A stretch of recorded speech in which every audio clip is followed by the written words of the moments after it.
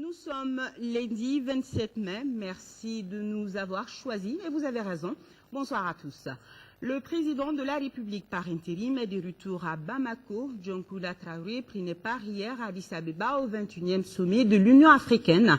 Je vous rappelle que la principale décision de cette rencontre des dirigeants africains est l'adoption du principe de la recherche des financements innovants, un mécanisme qui devrait permettre aux États membres de générer de substantielles ressources pour le financement de leur développement. Suivons la synthèse des travaux avec nos envoyés spéciaux Aruna Diara et Oumar Moussa Traoré.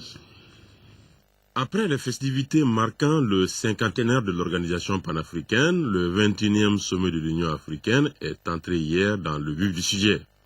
La conférence des dirigeants africains, édition 2013, s'est privée de son habituelle solennité pour entamer directement les débats à huis clos, prenant du coup à contre-pied les professionnels des médias, longtemps restés dans l'attente d'une cérémonie d'ouverture qui ne viendra jamais. Les chefs d'État africains avaient visiblement à cœur de s'éloigner du faste des festivités du cinquantenaire pour aborder sereinement les défis du continent, lesquels défis sont multiples et d'une brûlante actualité 50 ans après les indépendances. Tous ces États amoncelés au sein de l'Union africaine, 54, à mon humble avis, c'est quand même beaucoup trop pour pouvoir disposer d'un espace capable de nous aider à générer une économie saine et prospère.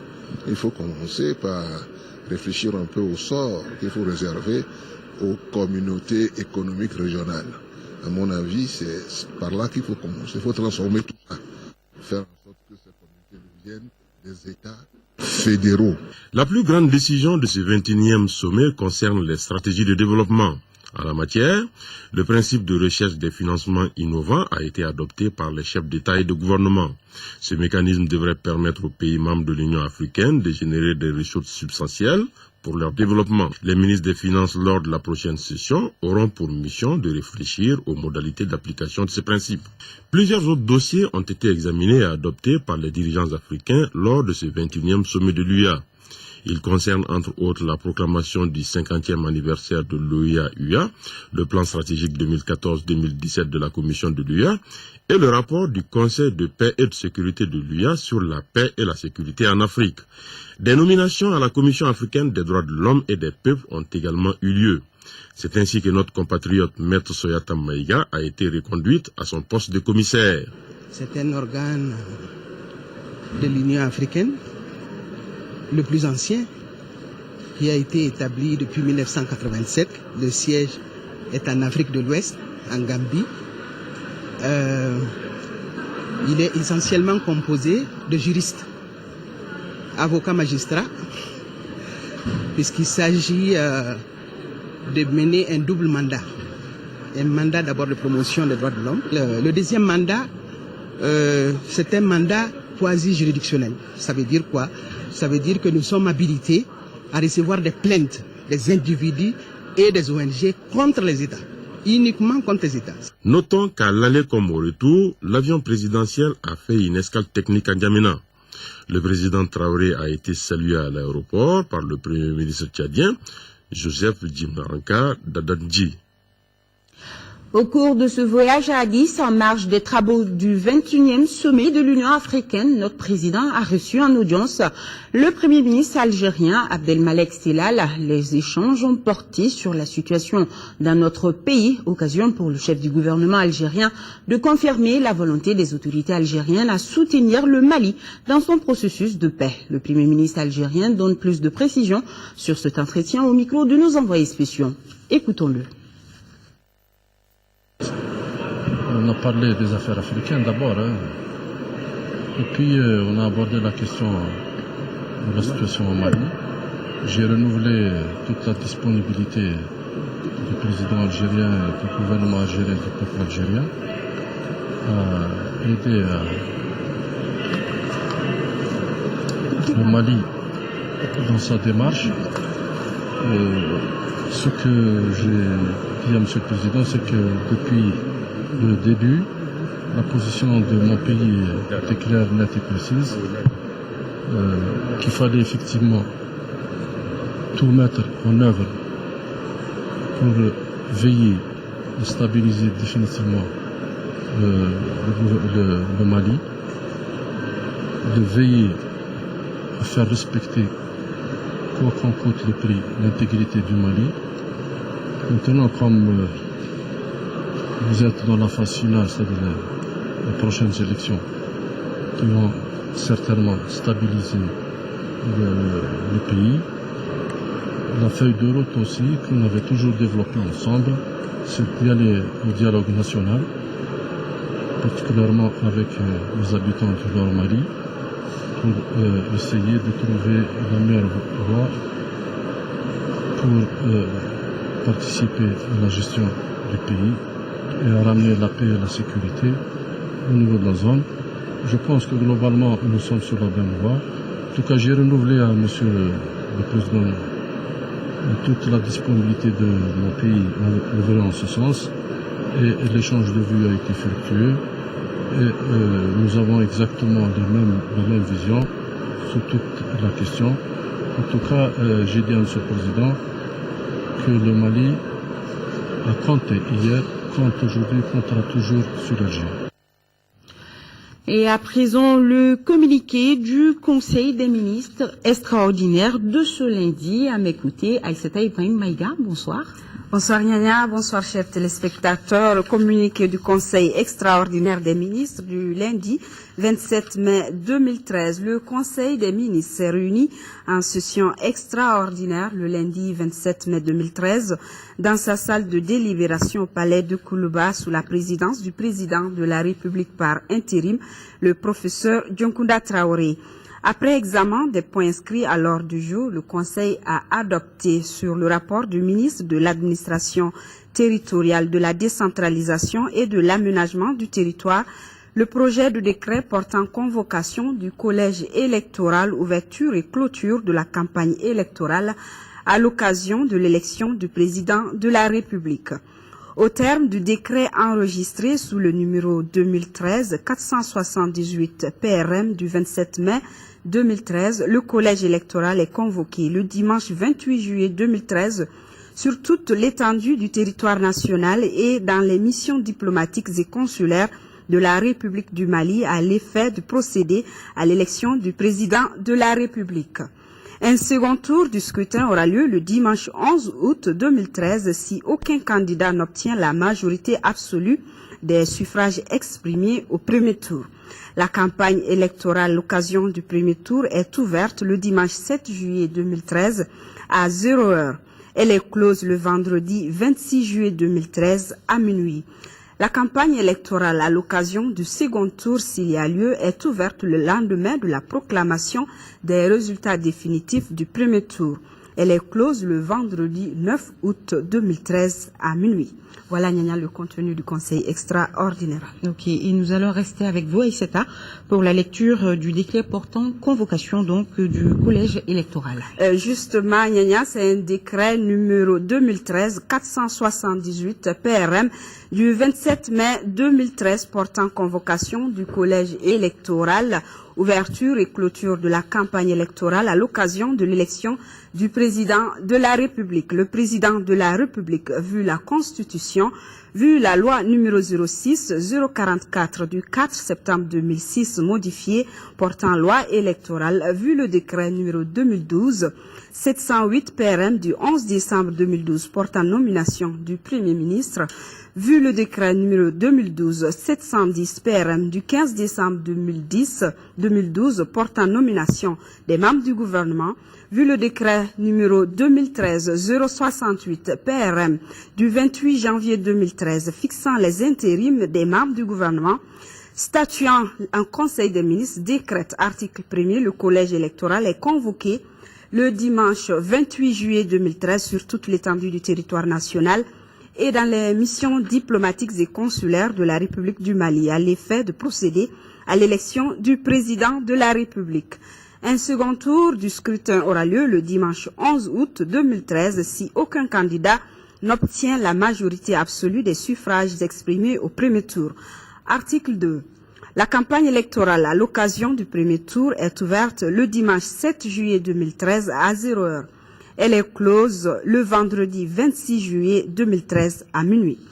La campagne électorale à l'occasion du second tour, s'il y a lieu, est ouverte le lendemain de la proclamation des résultats définitifs du premier tour. Elle est close le vendredi 9 août 2013 à minuit. Article 3. Le ministre de l'Administration territoriale, de la décentralisation et de l'aménagement du territoire, le ministre des Affaires étrangères et de la coopération internationale, le ministre de la Justice, garde des Sceaux, le ministre de la Sécurité intérieure et de la protection civile, le ministre de l'Économie, des Finances et du Budget, le ministre de la Défense et des anciens combattants et le ministre de la Communication, porte-parole du gouvernement, sont chargés chacun en ce qui le concerne de l'exécution du présent décret qui sera enregistré et publié au journal officiel. Voilà, c'est tout pour Niania. Merci Aïssata. Et justement, chers téléspectateurs, pour plus d'éclaircissements sur ce qui a été décidé lors de ce conseil des ministres extraordinaire, à mes côtés ce soir aussi, le ministre de l'Administration territoriale, de la décentralisation et de l'aménagement du territoire, le colonel Moussa Senko Koulibaly. Bonsoir, monsieur le ministre. Bonsoir, madame. Vous allez bien? Bienvenue sur le plateau de l'ERTM de ce 20h. Alors, monsieur le ministre, pour rebondir sur tout ce qu'elle vient de dire, qu'est-ce que c'est que le collège électoral?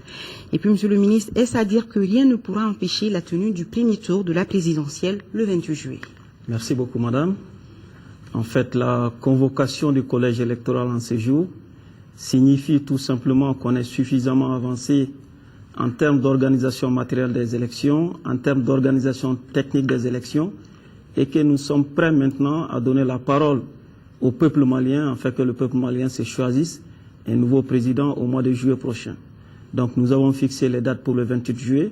Comme ça a été dit tout de suite dans le communiqué, la campagne électorale, ce sera du 7 juillet au 26 juillet.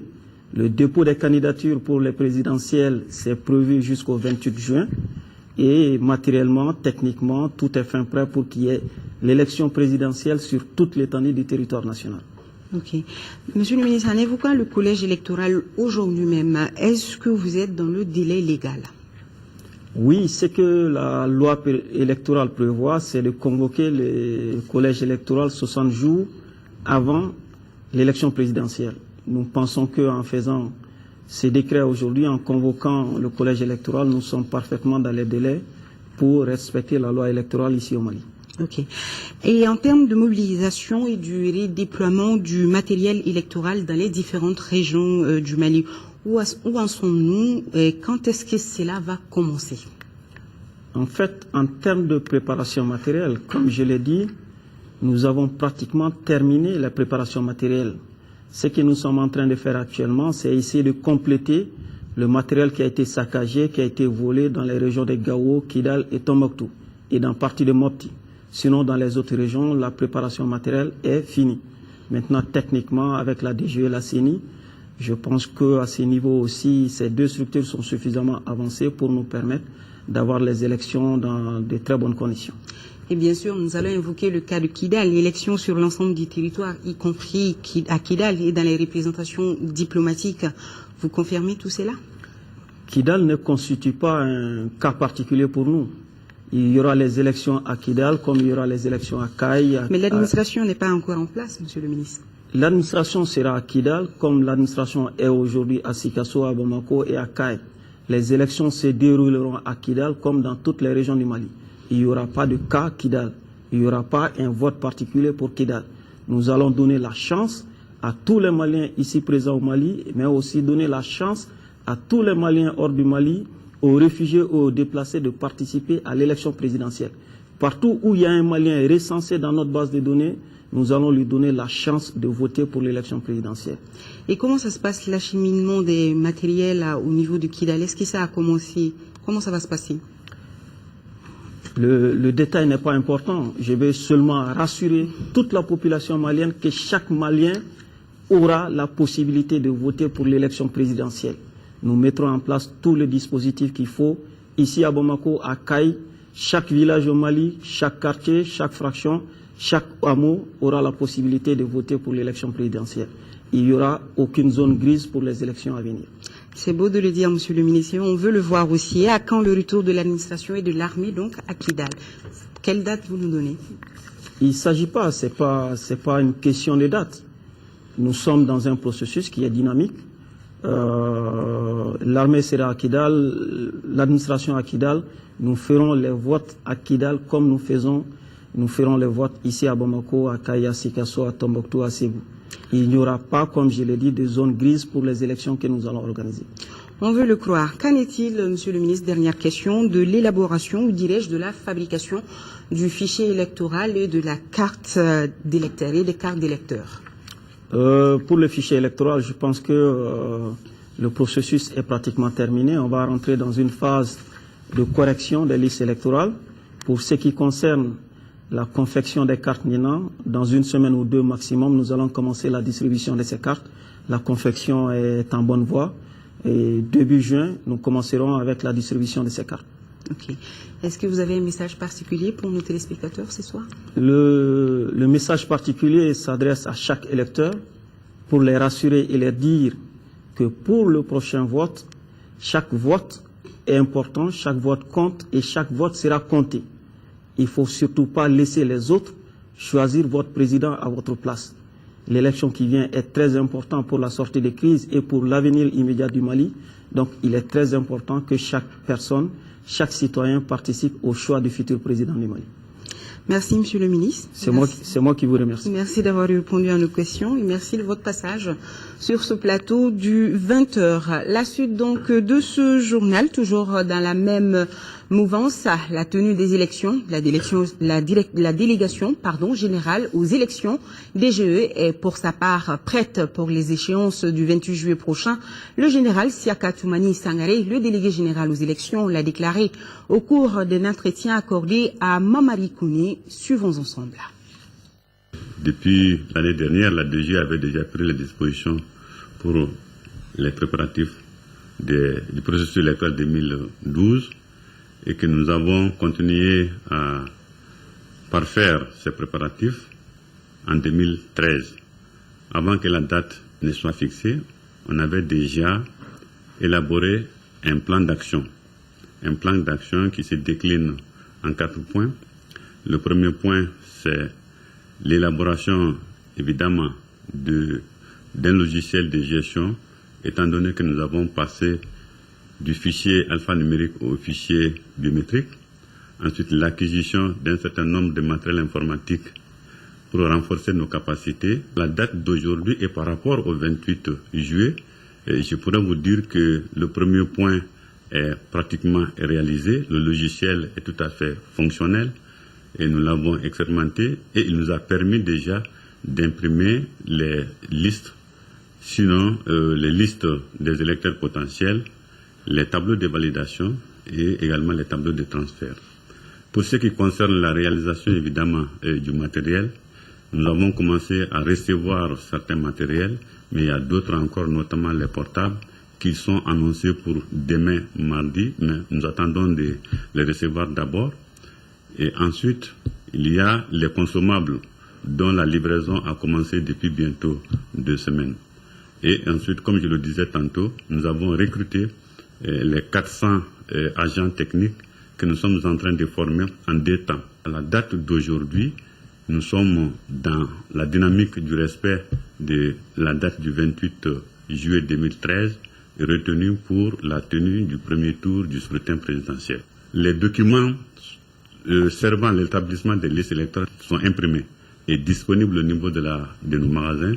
Et demain également, le ministère de l'administration sociale va procéder à l'enlèvement de ces documents pour les déployer au niveau administratif. À la commission électorale indépendante, même son de cloche, la CENI s'est dit fin prête. Dans les jours à venir, elle s'attellera à la mise en niveau de ses démembrements, au recrutement des délégués, ainsi qu'à leur formation. Nous écoutons son président, Mamadou Djamoutani, au micro de Mamari Kouni. La CENI, Commission électorale nationale indépendante, a une mission de supervision et de suivi du processus électoral.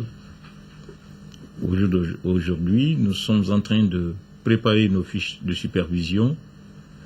Nous allons organiser très incessamment une mission de mise à niveau de nos démembrements, les outiller pour pouvoir mener à bien leur mission.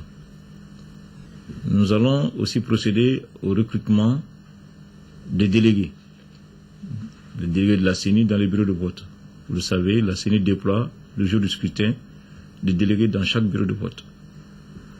La fixation du premier tour de l'élection du président de la République permettra à la CENI de procéder à l'accréditation des observateurs. Nous attendions cette date pour pouvoir effectivement répondre à ceux qui ont fait la demande de venir faire l'observation électorale au Mali. Donc, je peux vous dire que pour la CENI, nous serons vraiment prêts pour jouer pleinement notre partition dans cette gestion des questions électorales.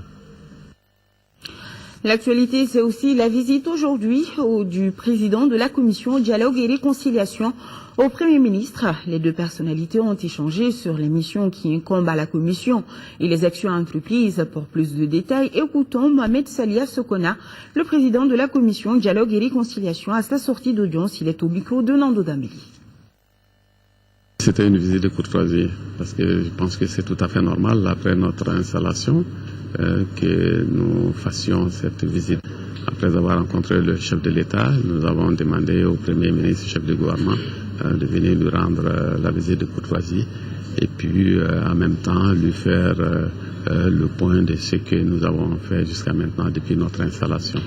Et je pense que ça a été une très bonne occasion parce que le chef du gouvernement aussi a saisi cette occasion pour nous donner des conseils aussi, mais surtout pour nous réaffirmer l'engagement, la disponibilité de lui-même en tant que chef de gouvernement, mais aussi de l'ensemble du gouvernement pour nous accompagner dans cette mission combien délicate. Les priorités, vous savez, tout à l'heure, on a dit au chef du gouvernement que nous allons très rapidement nous déployer sur le terrain parce que c'est comme on le dit, c'est le terrain qui commande. Il va falloir qu'on se déploie, l'ensemble des membres, l'ensemble des commissaires. On va aller sur le terrain. Je pense que ça va être quand même la priorité. Le Premier ministre Django Sissoko, les membres du gouvernement, les membres du cabinet du Premier ministre et l'ensemble des services relevant de la primature ont appris avec une profonde douleur le décès survenu ce lundi 27 mai 2013 à Bamako de Maître Abdoulaye Sekousso, ancien Premier ministre à l'âge de 82 ans des suites d'une courte maladie. Le Premier ministre Django Sissoko et l'ensemble de ses collaborateurs adressent à cette occasion leurs condoléances les plus attristées à la famille de Lulus disparu et prie le Tout-Puissant et le Tout-Miséricordieux pour le repos de son âme. Amen. Parlons coopération à présent. Le Mali et la Banque mondiale renforcent leurs liens de partenariat. Ils viennent de signer 3 accords de financement d'un montant d'environ 66 milliards de francs CFA. L'enveloppe permettra de mettre en œuvre 3 projets d'urgence, dont celui relatif à l'éducation pour tous. Et le reportage de Bourama Traoré dans nos éditions de demain. Voilà. Signature de 3 accords de financement d'un montant d'environ 66 milliards de francs CFA entre le Mali et la Banque mondiale. Et nous avons ce taux de communiqué à l'invitation de son Excellence Tchema Iber Koulibaly, ministre des Affaires étrangères et de la coopération internationale du Mali. Son Excellence Laurent Fabius, ministre français des Affaires étrangères, effectuera demain mardi 28 mai 2013 une visite d'amitié et de travail au Mali. Durant son séjour, il aura des entretiens avec son homologue malien et sera reçu en audience par le président de la République par intérim, professeur Djangoula Traoré, et le Premier ministre chef du gouvernement Django Sissoko.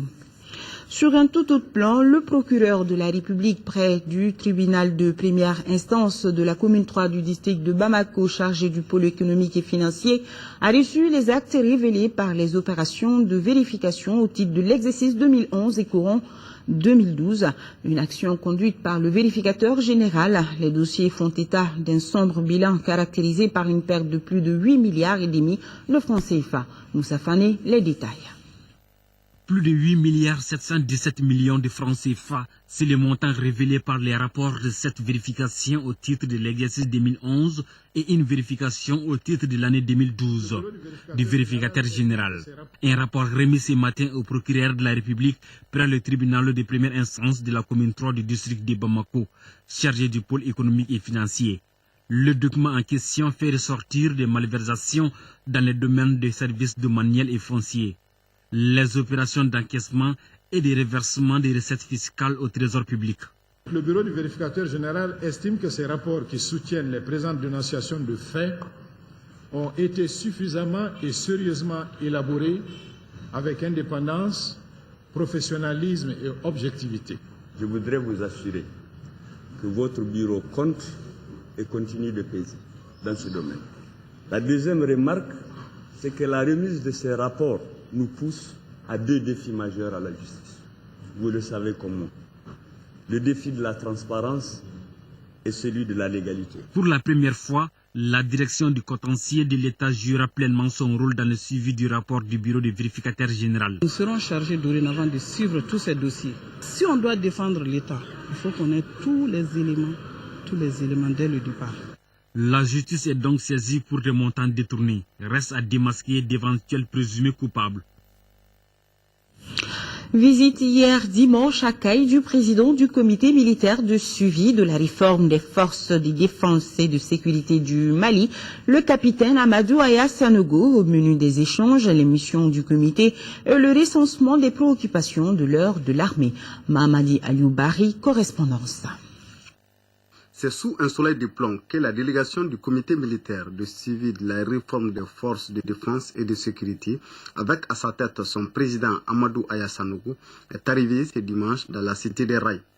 L'objectif de cette visite est de s'enquérir des conditions de travail de l'ensemble des forces armées et de sécurité de Caille, mais aussi les informer des missions assignées au comité. Le premier acte de cette visite a été la rencontre avec les forces armées et de sécurité. Au cours de la rencontre, le président du comité, le capitaine Amadou Aya Sanogo, a fait une brève présentation du comité, les réalisations qu'il a déjà faites, à savoir l'élaboration d'un projet de plan de carrière dans l'armée, la construction de certaines infrastructures au niveau de Kati. Le capitaine Amadou Aya Sanogo a beaucoup insisté sur la restauration de la discipline dans l'armée. Le problème du Nord n'a pas échappé au débat, singulièrement la région de Kidal. Le capitaine répond que bientôt, elle sera dans la main de nos forces armées. Je repars réconforté.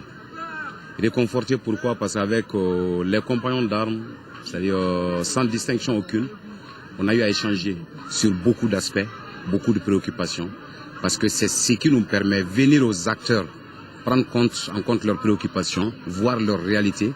Et c'est ce qui nous permet bien sûr de réfléchir sur quelque chose de positif et pour projeter bien sûr l'avenir de ces gens à qui on demande le sacrifice ultime. Le deuxième acte de ce séjour caïsien du capitaine Amadou Aya Sanogo a été la visite à la direction régionale de la police, la gendarmerie, la protection civile et la garde nationale.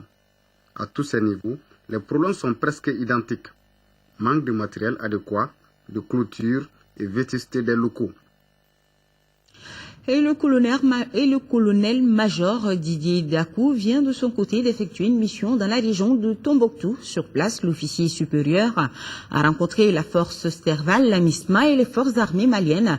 Les troupes ont abordé, entre autres questions, la situation opérationnelle du moment et la discipline au sein de l'armée. La correspondance depuis Tombouctou de Yéa Kandina.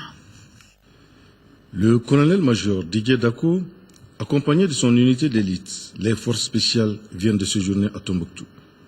Premier acte, rencontre avec les officiers de la 5e région militaire. Échange sur le dispositif sécuritaire. Acte 2, séance de travail avec les forces Serval et celles de la MISMA à travers le contingent Badeya du Burkina Faso basé à l'aéroport. À cela, il convient d'ajouter la visite des différents checkpoints ou postes de contrôle au niveau des sorties de Ber, Gundam et de Kabara. Troisième et dernier acte, rencontre avec l'ensemble des hommes au camp militaire. Depuis que vous êtes venu à Tombouctou ici, vous avez observé, il y a beaucoup d'événements qui se sont passés, particulièrement des gens qui ont intenté des infiltrations à l'intérieur de la ville de Tombouctou ici, que vous êtes parvenu à démolir. Ça, c'est formidable. C'est exactement ce qu'on vous demande. Et nous avons vu aussi que sous le commandement de votre commandant de zone, vous êtes en train d'effectuer des patrouilles à Ber, vous effectuez des patrouilles à divers endroits aux alentours de Tombouctou.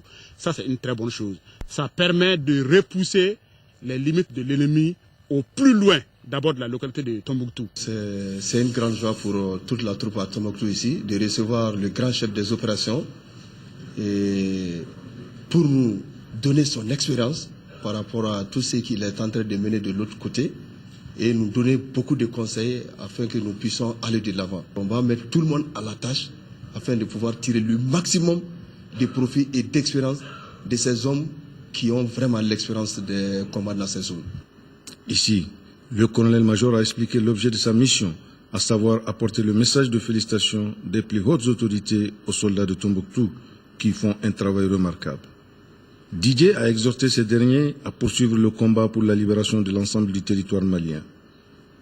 Par rapport à la discipline et d'éventuelles exactions de la part des militaires, le colonel-major a été clair en disant que tout soldat, officier ou sous-officier qui agirait contrairement aux principes de l'armée répondra de ses actes. En retour, les hommes de rang ont réaffirmé qu'ils sont plus que fiers de leur commandement. Une manière de dire que c'est ensemble que nous pouvons avoir raison sur l'ennemi. Voilà, à retrouver en détail cette visite dans votre émission sur la ligne de front. Et justement, une nouvelle rubrique dans votre émission sur la ligne de front, elle est intitulée « Le retour » et se propose de faire le point du retour de l'administration et des déplacés dans les régions nord de notre pays à travers interviews et reportages. La rubrique « Retour » de l'émission sur la ligne de front donnera la parole à ces acteurs 2 fois par semaine, lundi et vendredi. La ligne de front, c'est tout à l'heure donc après le journal télévisé. Et nous allons rester au nord Mali, direction Gao, où l'eau et l'électricité constituent des denrées rares, très rares même je dirais. La fourniture se fait à une fréquence très lente. La population fait toujours le rang autour des points d'eau et l'électricité n'est pas fournie que 4 nuits par semaine. Pour en savoir davantage, notre équipe de Gao, dirigée par Daouda Zoumana Traoré, a fait le tour de la cité des Askia. Des centaines et des centaines de femmes, de jeunes garçons et filles attendent en longueur de journée l'eau à Gao. Les quartiers concernés par cette pénurie d'eau sont surtout les 4e et 7e et la cité perdue. À des heures de jour et de nuit, les alentours des points d'eau sont bondés de monde avec des fûts, des bidons, des baignoires et des seaux entassés ça et là. Quand est-ce que ces récipients seront remplis d'eau? Difficile de répondre. Les femmes venaient de 5 heures. Il n'a pas trouvé l'eau jusqu'à l'heure là, 9 heures. Depuis l'événement douloureux de mars 2012, la ville de Gao vit cette pénurie et le mal s'empire. On était à 300 mètres cubes et aujourd'hui nous sommes à 240 mètres cubes. C'est la quantité que nous avons à traiter. Et cette eau à 240 mètres cubes est vraiment très inférieure à la demande. Les quartiers les mieux servis reçoivent des femmes des quartiers défavorisés qui se trouvent à plusieurs kilomètres. Les femmes là, nous fatiguons pour nous charger de l'eau. Pour boire là, c'est trop difficile. À Gao, la société malienne de gestion de l'eau potable Somagep SA, représentée par 2 agents, fait face à l'arrêt de 4 grands forages sur 11. Sans oublier les branchements anarchiques par certains habitants. Les gens aujourd'hui, parce que l'eau étant gratuite à Gao, tout le monde se met sur le réseau. De façon, chacun appelle son plombier. Même ceux qui n'avaient pas de l'eau avant dans leur maison, aujourd'hui appellent un plombier, ils créent un trou qui se branche eux-mêmes. S'il y a de l'eau à Gao aujourd'hui, c'est grâce au CICR qui fournit 500 litres de carburant par semaine pour le fonctionnement des stations de pompage. Quant à l'électricité, autre maillon du développement, elle est également rare à Gao. La distribution ne se fait que pendant la nuit et jamais le jour. Chaque secteur a droit à 4 nuits de service par semaine. Il n'y avait pas trop de charges quand ces gens-là sont venus. Donc avec ça aussi, en ce moment-là, c'était le moment aussi, il fait un peu frais. Nos groupes peuvent prendre à peu près quelques quartiers. On donnait jusqu'à 2 nuits et 3e nuit on coupe. La population a toujours exprimé son ras-le-bol, mais le rythme reste inchangé, sans oublier que la facture n'est pas payée. Moi, mes époux se réveillent à côté de moi à 2 heures du matin pour prendre des bidons.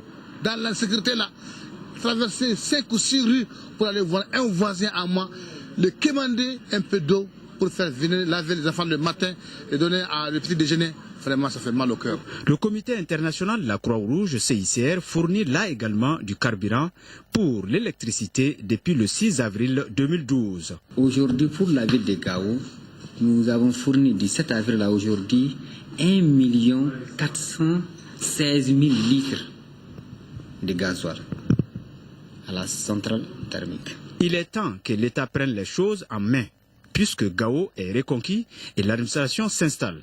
Présentement, aucun responsable de ces structures n'est sur place. Depuis l'opération jusqu'à la date d'aujourd'hui, nous sommes deux et nous assurons tout. Nous faisons le gardiennage, le plantant, le nettoyage, la conduite de l'usine.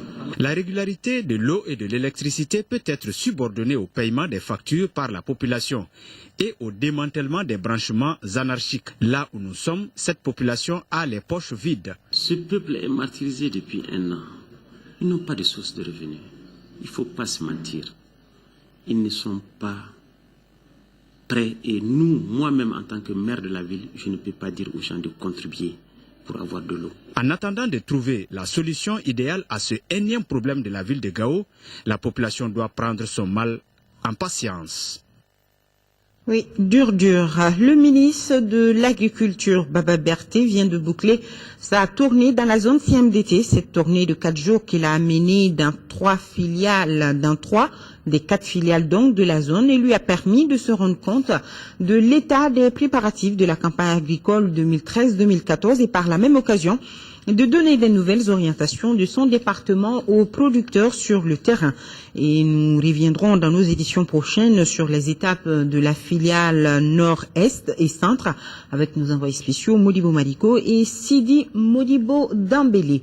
Un atelier de formation et de sensibilisation des gestionnaires à la notion du contrôle interne et à la stratégie nationale du contrôle interne a ouvert ses portes ici à Bamako. La rencontre vise à renforcer les capacités des participants à une gestion plus rigoureuse des ressources publiques à travers un bon système de contrôle interne et un audit interne. Khadija Toukoune, reportage. Depuis 2005, le gouvernement du Mali a initié dans le cadre du programme de développement institutionnel un plan d'action pour la modernisation et l'amélioration de la gestion des finances publiques.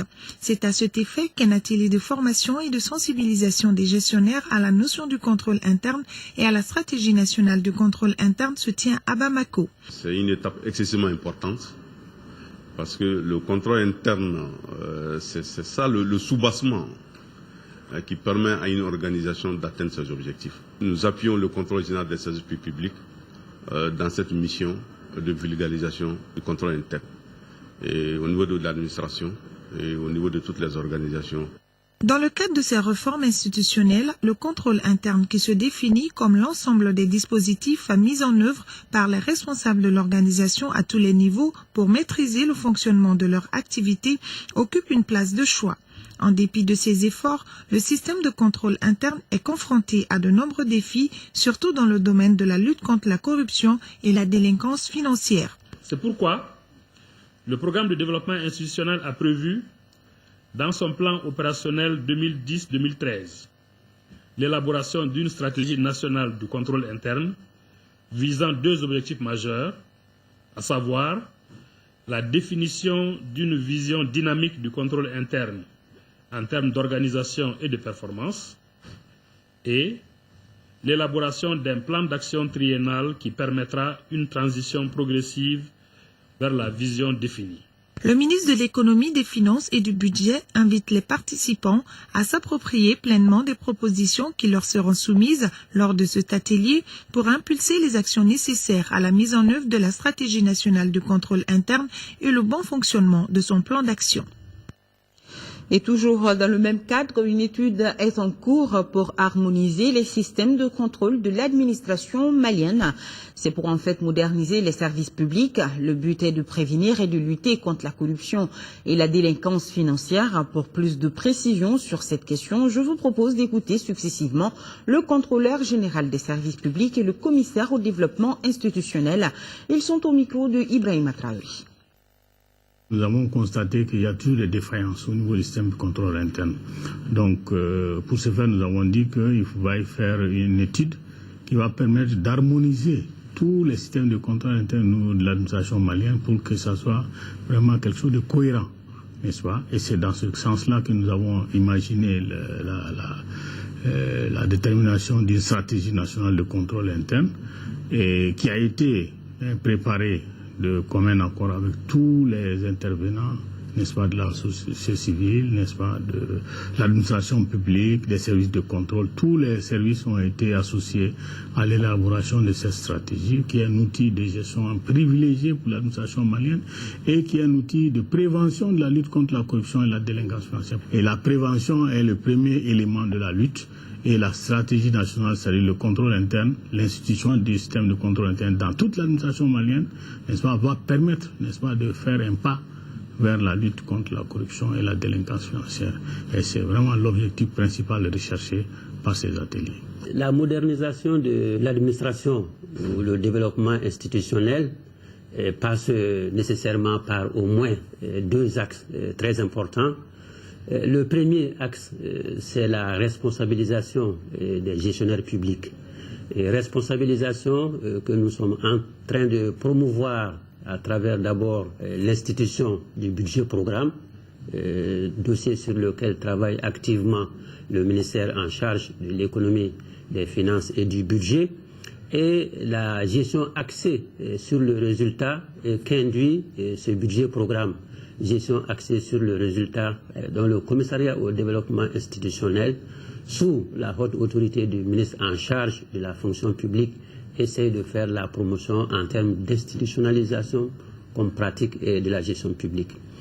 Et le second axe pour la réforme de l'État, pour la modernisation de l'administration, c'est justement le contrôle qui va nécessairement de pair avec cette responsabilisation des gestionnaires que la gestion axée sur le résultat essaie de promouvoir, et contrôle qui sera d'autant plus nécessaire qu'elle va permettre d'abord de mieux contrôler les responsabilités qui seront davantage accrues, et également de tirer tous les avantages de ce que la dimension contrôle interne ou audit interne permet d'avoir comme élément préventif et pour guider les meilleurs choix pour les décisionnaires.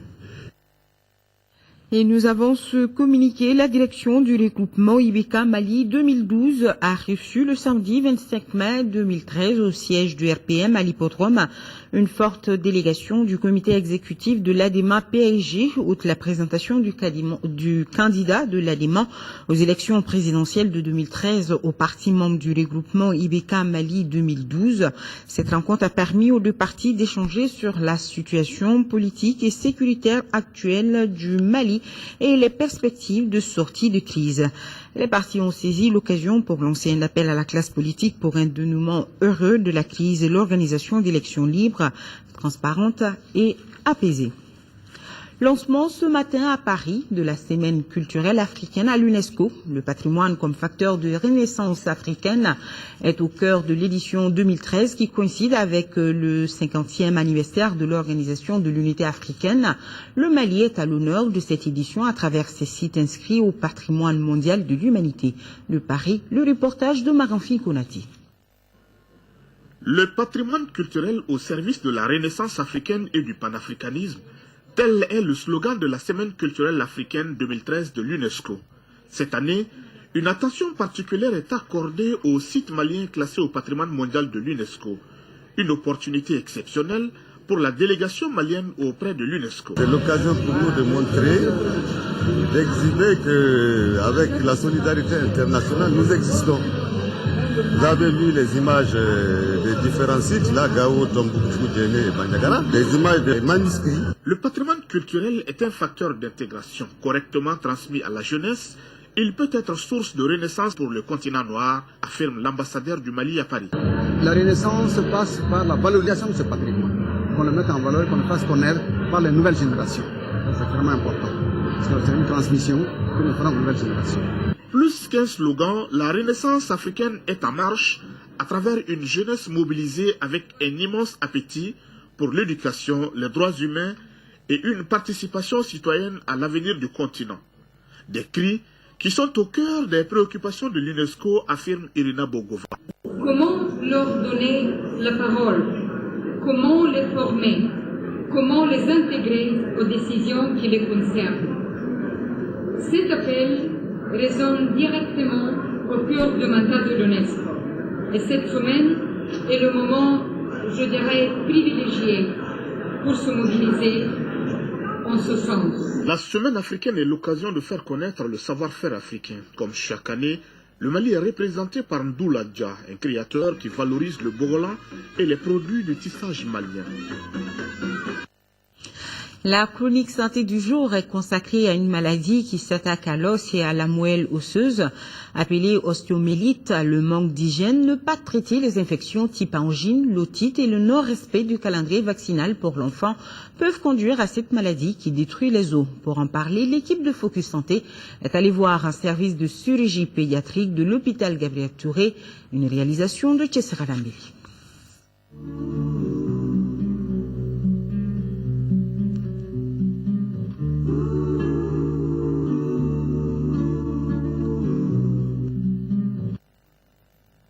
Le manque d'hygiène, la promiscuité, le non-traitement des infections récurrentes ou ne pas vacciner correctement son enfant peuvent nous coûter cher.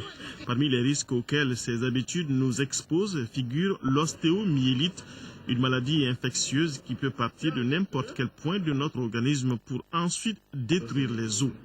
Il y a une infection quelque part, une otite ou une angine. On a des germes à ces endroits et ces germes sont véhiculés par le sang. Donc quand ils sont véhiculés par le sang, ils arrivent à leur cible. Leur cible, c'est l'os. Ils vont se fixer et compromettre la vascularisation de l'os. Et cette compromission va entraîner une nécrose de l'os et tout ce qui va s'en suivre. L'agent pathogène dès le début provoque une fièvre chez le grand enfant, des douleurs du membre concerné, une plaie cutanée ouverte et purulente par laquelle peuvent sortir les os détruits par les microbes. Le nouveau-né et le nourrisson atteints d'ostéomyélite pleureront beaucoup plus et bougeront moins des membres. En service de chirurgie pédiatrique de l'hôpital Gabriel Touré, on estime qu'entre mars 2012 et mars 2013, 3,55% des 1208 consultations sont des cas d'ostéomyélite. La maladie à elle seule représente 4,72% des interventions chirurgicales de ce service. Selon le docteur Issa Amadou Touré, tout le monde est exposé à cette maladie vu le mécanisme physiopathologique. Toute infection cutanée ou bien toute infection primaire, qu'elle soit pulmonaire, cutanée, peut être véhiculée par le sang et entraîner l'ostéomyélite. Mais seulement, il y a des sujets qui sont beaucoup plus exposés. Donc ces sujets sont, vous avez l'enfant, si vous voulez, le nourrisson autour de 4 mois. Vous avez également les enfants de 8 à 12 ans. On a un pic à ce niveau également. C'est des enfants qui commencent à jouer, qui sont turbulents, qui ont des plaies qui ne sont pas souvent traitées, soignées, et qui les exposent également à ces infections ostéo-articulaires. Vous avez également d'autres sujets souterrains, les sujets comme les drépanocytaires.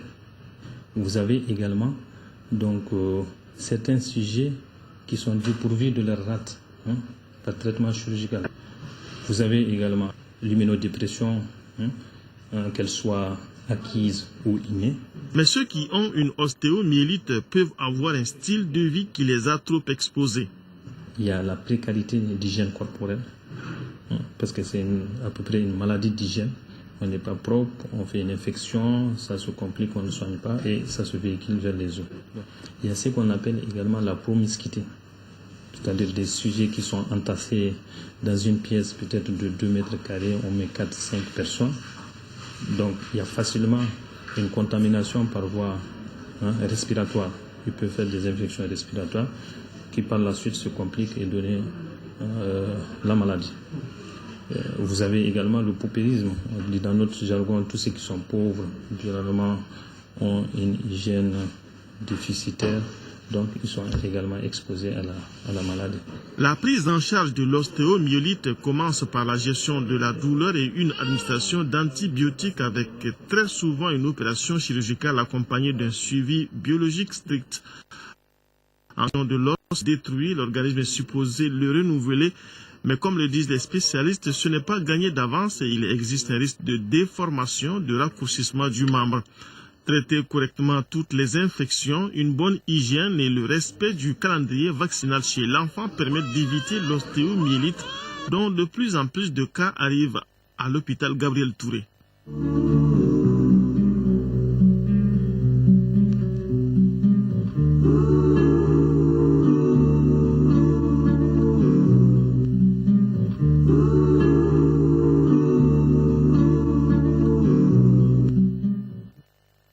Voilà, c'est la fin de ce journal. Merci de votre aimable attention. Demain, 10h, 13h, Sierra Bachili. Je serai là à 20h pour la grande édition. Merci à vous qui nous suivez de Gao.